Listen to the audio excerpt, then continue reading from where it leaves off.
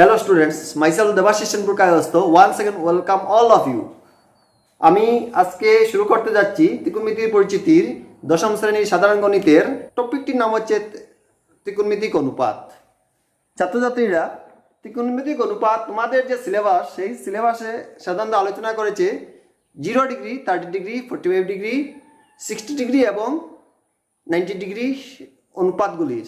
আমি sign, cosine, tangent, কটেনজেন্ট, second এবং কোসেকেন্ড এই অনুপাতগুলি নিয়ে 0 ডিগ্রি, 30 ডিগ্রি, 45 ডিগ্রি, 60 ডিগ্রি এবং 90 ডিগ্রি অনুপাতগুলি নির্ণয় করার চেষ্টা করব আজকের এই ক্লাসটিতে। তাহলে সবাই তোমরা আমার সঙ্গে থাকো।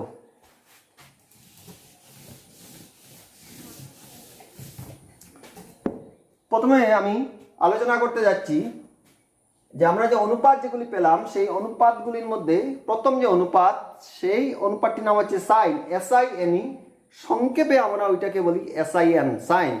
যদি আমরা একটা ত্রিভুজকে কল্পনা করি বা ভাবি, সেই ধরলাম আমরা একটা ত্রিভুজ, সেই ত্রিভুজটির নাম হচ্ছে ত্রিভুজ ABC। ত্রিভুজ ABC, সেই ত্রিভুজটির বিকোণটি হচ্ছে 90 ডিগ্রি বা সমকোণ। ধরলাম আমরা এক কোণ এবং সি কোণটি হচ্ছে সূক্ষ্মকোণ, ধরলাম আমরা এক কোণটির পরিমাণ হচ্ছে থিটা।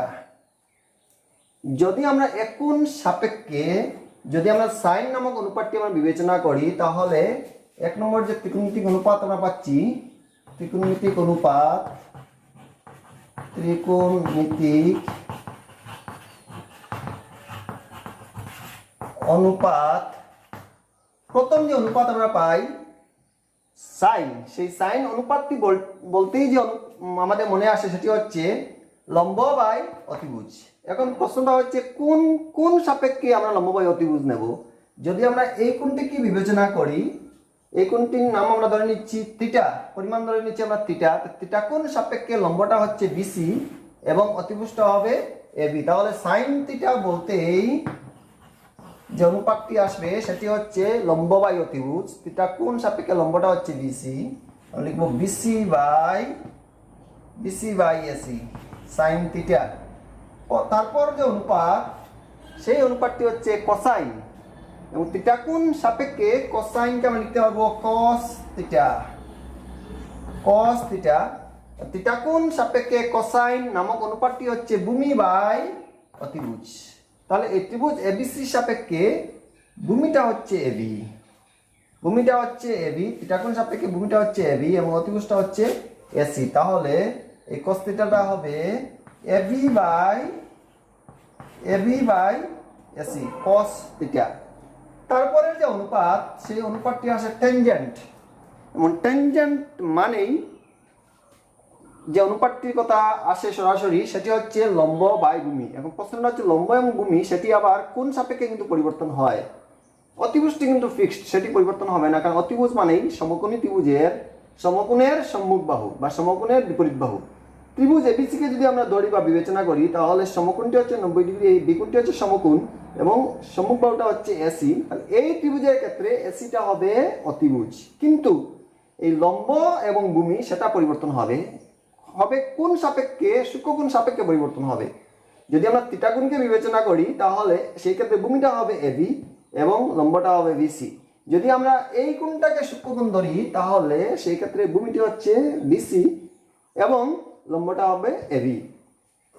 যেহেতু আমরা এই কোণ ধরে আমরা এগিয়ে যাচ্ছি, সেই জন্য আমরা tan থিটা বা টেনজেন্ট, tan থিটাটা হবে লম্ব বাই ভূমি। টেনজেন্ট মানে লম্ব বা ভূমি, তার থিটা কোণ সাপেক্ষে লম্বটা হচ্ছে BC, সেই জন্য আমরা লিখব BC আর ভূমিটা হবে AB, tan থিটা। তারপরের যে অনুপাত সেই অনুপাতটি আসে কটেনজেন্ট, সংক্ষেপে আমরা ওইটাকে বলি কট, এবং থিটা কোণ সাপেক্ষে যেহেতু, তাহলে ওইটাকে আমরা লিখব কট থিটা। এবং আমার পূর্ববর্তী ক্লাসগুলিতে আমি আলোচনা করেছি যে কট থিটা যেটা বা কটেনজেন্ট সেটাই হচ্ছে রেসিপ্রোকাল হচ্ছে ট্যানজেন্টের, মানে টেনের রেসিপ্রোকাল হচ্ছে কট। টেনের রেসিপ্রোকাল বা টেনের অনন্যক যদি কট হয়, তাহলে কট থিটার পরিবর্তে আমরা লিখতে পারবো BC বাই AB, পরিবর্তে আমরা লিখবো AB বাই BC। সেটা হচ্ছে ট্যানজেন্টের রেসিপ্রোকাল বা ট্যানজেন্টের অনন্যক কট। বা যদি আমরা অনুপাত ধরে করতে চাই, তাহলে আমরা বলবো কটেনজেন্ট বলতেই যে অনুপাত আসে সেটি হচ্ছে ভূমি বাই লম্ব। আমি আরো একবার বলছি, কোটেনজেন্ট মানেই যে অনুপাত সেটি হচ্ছে ভূমি বাই লম্ব। তাহলে থিটা কোণ সাপেক্ষে ভূমিটা হচ্ছে এবি এবং লম্বটা হচ্ছে বিসি। তাহলে কোটেনজেন্টের পরিবর্তে বা কট থিটা পরিবর্তে আমরা লিখতে পারবো এবি বাই বিসি। পরবর্তী যে অনুপাত সেটি হচ্ছে সেকেন্ড, এবং সেকেন্ড নামক যে অনুপাত সংক্ষেপে আমরা এটাকে বলি সেক, এবং থিটা কোণ সাপেক্ষে যেহেতু সেটা হবে সেক থিটা, সেটি হবে সেক থিটা। তাহলে পরের যে অনুপাত সেটি আমরা লিখতে পারবো সেক থিটা সমান, এবং সেকেন্ড যে অনুপাত সেটি হচ্ছে কোসের রেসিপ্রোক্যাল, কোসের রেসিপ্রোক্যাল। তাহলে cos থিটা আমরা পেয়েছি এবি বাই এসি, সেটি হবে এসি বাই এবি, এবং শেষ যে অনুপাত সেটি হচ্ছে কোসেকেন্ড, এবং কোসেকেন্ডের সংক্ষিপ্ত রূপ হচ্ছে কোসেক। থিটা কোণ সাপেক্ষে হবে কোসেক থিটা, এবং কোসেক থিটাটি হবে আবার সাইনের রেসিপ্রোক্যাল বা সাইনের অনন্যক। তাহলে আমরা কোসেক থিটা সমান আমরা লিখতে পারবো AC by BC. Cosec theta সমান AC by BC. Cosec theta বা কোসেক থিটা যে অনুপাতের সাপেক্ষে আমি বলতে চাই, তাহলে কোসেক থিটা আসবে অতিভুজ বাই লম্ব, অতিভুজ বাই লম্ব। থিটা কোণ সাপেক্ষে অতিভুজটা হচ্ছে এসি এবং লম্বটা হচ্ছে বিসি। তাহলে কোসেক থিটা পরিবর্তে আমরা লিখতে পারবো এসি বাই বিসি।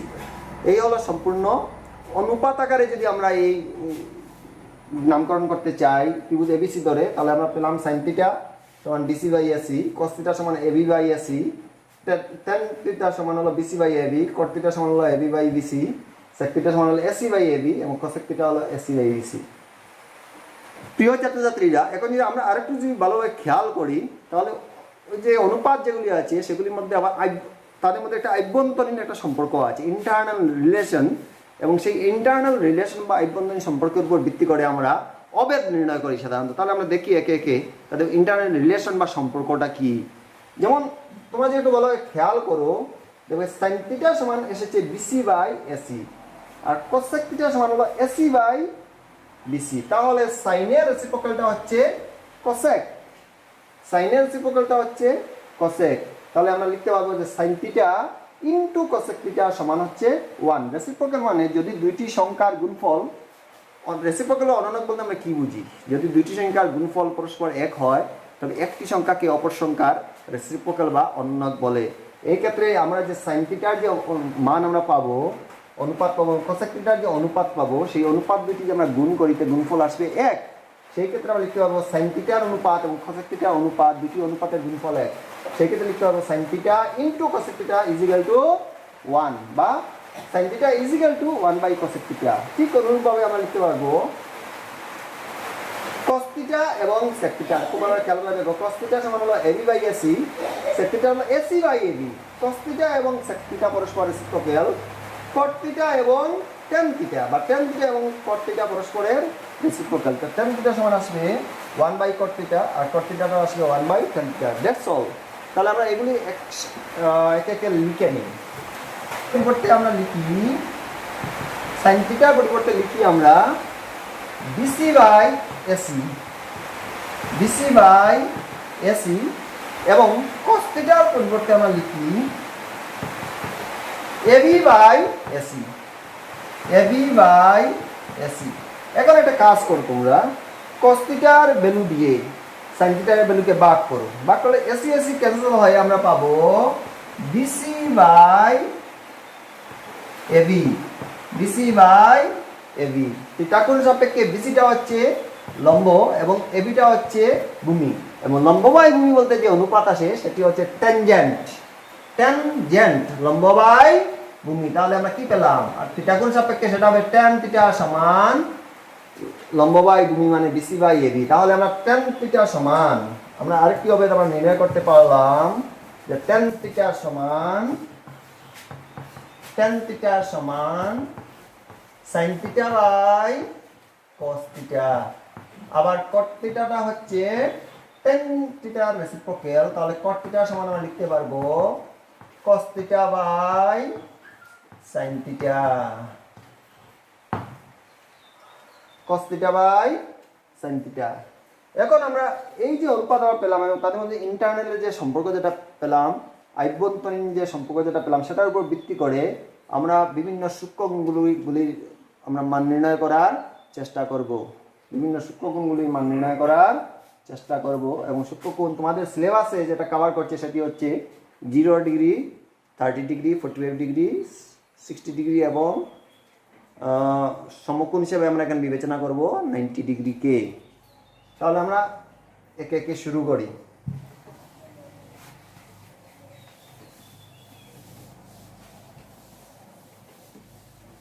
প্রথমে আমাদের একটা টেবিল তৈরি করতে হবে। তো আমরা এখানে লিখব 0 ডিগ্রি, 30 ডিগ্রি, 45 ডিগ্রি, 60 ডিগ্রি এবং 90 ডিগ্রি। এখানে আমরা অনুপাতগুলি লিখব। প্রথমটা আসবে সাইন এবং থিটা লিখবো আমরা। থিটার ভ্যালু 0 ডিগ্রি হবে, 30 ডিগ্রি হতে পারে, 45 ডিগ্রি, 60 ডিগ্রি বা 90 ডিগ্রিকে বিবেচনা করা হয়েছে। সাইন পদটা আসবে অনুপাত cos theta, tan theta, sec theta, sin cos tan cot, এখানে আসবে sec, এখানে আসবে cot থিটা, sec থিটা এবং সবার শেষে আসবে cosec থিটা। খুব সুন্দর। কিন্তু আমরা যদি শুধু সাইনের ভ্যালুটা যদি আমরা মনে রাখতে পারি তাহলে সম্পূর্ণ চার্ট আমরা লিখতে পারবো। আমরা দেখি একে একে কিভাবে আমরা নির্ণয় করতে পারি।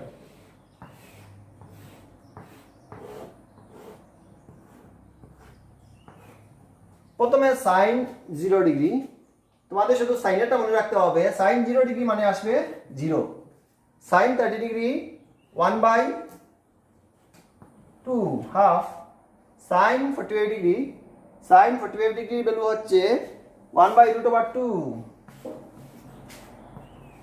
সাইন 60 ডিগ্রি ভ্যালুটা হচ্ছে √3/2 আর সাইন 90 ডিগ্রি মানে আসছে 1।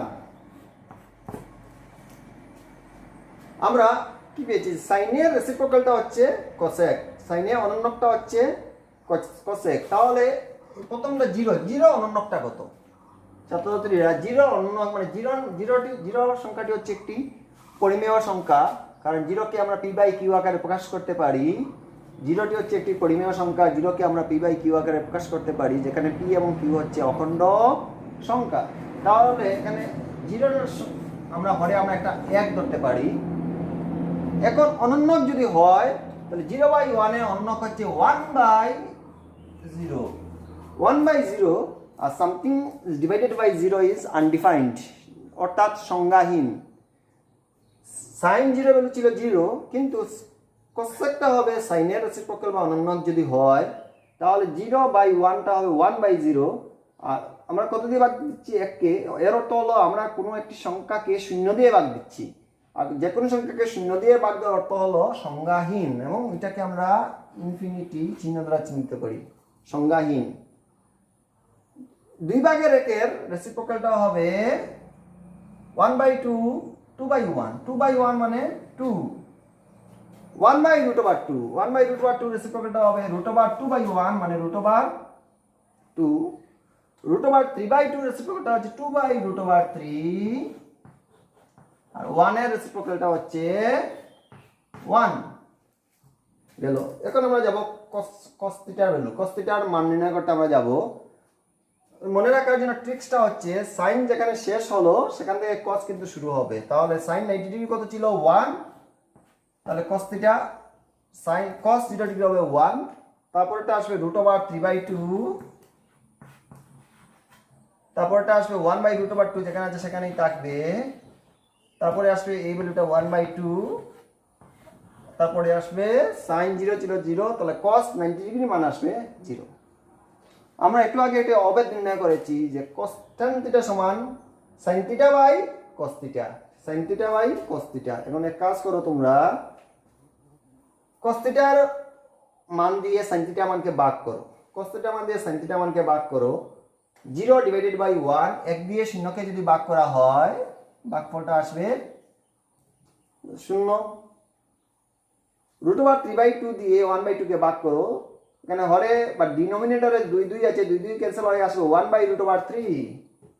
2 এবং 2 ভাগ যদি দেই 2 এ 2 ক্যান্সেল হবে, কারণ কেন ক্যান্সেল হলো আমরা একটু দেখে নেই। দেখো 1/√2 এই ভাগের জায়গায় দিলাম আমরা পূরণ দিলে তাহলে আমরা 2/√3 অনন্য হবে, রেসিপ্রোকাল হয়ে যাবে। 1/√3 1/√2 1/√2 ভাগ দিলে ভাগফল আসবে 1 √3/2 1/2 2 এ 2 ক্যান্সেল হবে, হরে হরে ক্যান্সেল হবে, √3/1 আর √3/1 মানে √3 1 is divided by 0 1 is divided by 0 something is divided by 0 is undefined অর্থাৎ সংজ্ঞাহীন। tan যেখানে গিয়ে শেষ হলো tan 90 ডিগ্রি ভ্যালু যেখানে কত ছিল ইনফিনিটি, সেটা হবে cot 0 ডিগ্রির ভ্যালু। তাহলে আমরা এখানে পাবো ইনফিনিটি, তারপরে আসবে √3, তারপর আসবে 1, তারপর 1/√3 আর এখানে আসবে 0 1/√3 মানে 10 এর ভ্যালু যেখানে শেষ হয়েছে cot এর ভ্যালু এখান থেকে শুরু হবে 90 ডিগ্রি, এখানে আসবে 1√3 এখানে আসবে 1 1 এর জায়গায় 1/√3 1/√3 এখানে আসবে 0। এরকম আমরা মনে বলতে পারি। বা টেনজেন্টটা হচ্ছে কটেনজেন্টের রেসিপ্রোকাল, tan থিটাটা হচ্ছে cot থিটার রেসিপ্রোকাল, cot থিটাটা হচ্ছে tan থিটার রেসিপ্রোকাল। তাহলে tan থিটা রেসিপ্রোকালটা হচ্ছে cot থিটা, তাহলে 0/1 সেটা হবে 1টা উপরে চলে যাবে 1/0 মানে আনডিফাইন। 1/√3 রেসিপ্রোকাল হচ্ছে √3, 1 এর রেসিপ্রোকাল 1, √3 রেসিপ্রোকালটা হবে 1/√3, ইনফিনিটি মানে 1 ইনফিনিটি মানে 1/0 সেটা হবে 0/1 মানে 0। sec থিটা আমরা যেটা পাবো সেটি হচ্ছে cos এর রেসিপ্রোকাল। cos এখানে কত আছে, এখানে আসবে 1 এখানে আসবে 1 2/√3 √2 এখানে আসবে 2 আর এখানে আসবে ইনফিনিটি, এখানে আসবে infinity. That's all about trigonometric ratio. আমি একবার রিপিট করছি, sin 0 ডিগ্রি 0, sin 30 ডিগ্রি হচ্ছে 1/2, sin 45 ডিগ্রি হচ্ছে 1/√2, sin 60 ডিগ্রি √3/2, sin 90 ডিগ্রি হচ্ছে 1। sin এর রেসিপ্রোকাল বা অনন্য হচ্ছে cosec 0 ইনফিনিটি 1/2 2 1/√2টা আসবে, √2টা উপরে চলে গেলে √2/1 মানে √2, √3/2 রেসিপ্রোকালটা হচ্ছে 2/√3, 1 এর রেসিপ্রোকালটা হচ্ছে 1। sin এর ভ্যালু sin 90 ডিগ্রি ভ্যালু 1 সেটা হবে cos 0 ডিগ্রির ভ্যালু, তাহলে 90 ডিগ্রি ভ্যালুটা এখানে আসবে, 60 ডিগ্রি সমান হবে 30 degree, 48 degree 48 degree, 30 degree 30 degree, 0 degree 0। cos এর রেসিপ্রোকালটা হচ্ছে sec, তাহলে 1 এর রেসিপ্রোকাল 1 অন্য √3/2 আসবে 2/√3, 1/√2টা √2/1 √2, 1/2 2 আর 0 রেসিপ্রোকালটা হচ্ছে ইনফিনিটি। আবার tan এবং cot পরস্পর অনন্য। tan থিটা আমরা ভ্যালুটা পেয়েছি, tan theta sin theta by cos theta, sin theta by cos theta. সেই ক্ষেত্রে আমরা cos এর মান দিয়ে sin এর মানকে ভাগ করেছি, 1/0 0, 1/√2 বাই √3/2 2 এ 2 ক্যান্সেল হবে 1/√3, 1/√2 1/√2 ক্যান্সেল হলো 1, 2 এ 2 ক্যান্সেল হলো √3/1 মানে √3, আর 1/0 আনডিফাইন সংজ্ঞাহীন হবে। আবার tan এর রেসিপ্রোকালটা হচ্ছে cotangent বা cot থিটা, থিটা কোন সাপেক্ষে হবে cot থিটা, তাহলে 0 পরিবর্তে আসবে আনডিফাইন সংজ্ঞাহীন, 1/√3 পরিবর্তে আসবে √3/1 মানে √3, 1 এর রেসিপ্রোকাল 1, √3 হরে আছে 1 মানে 1/√3, আর ইনফিনিটির পরিবর্তে আসবে 0। So students, this is all about trigonometric ratio. I hope to meet all of you again in my very next class. Thank you very much.